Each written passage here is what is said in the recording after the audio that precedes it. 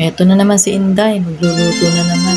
Sa halagang 100 pesos, sobra-sobra na sa amin to. Guys, sabi nila, dapat daw laging inuuna ang bawang. Mali pala, dapat sarili muna ang unahin. Sus, humugot pa. Ito nga pala ang favorite kong panahog sa mga gulay. Mura na, masarap pa. Wow. Siyempre, halu-haluin lang natin yan.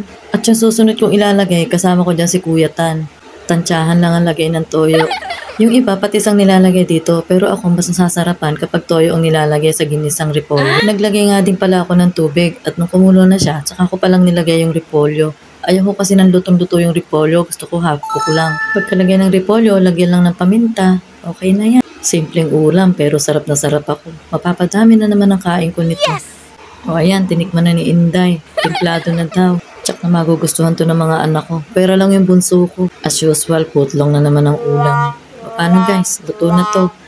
Sa susunod na lang ulit pupunta pa ako sa tindahan, bibili ko ng bangus Hindi yung bangus na niluluto Sitsiriya yun. O paano? See you!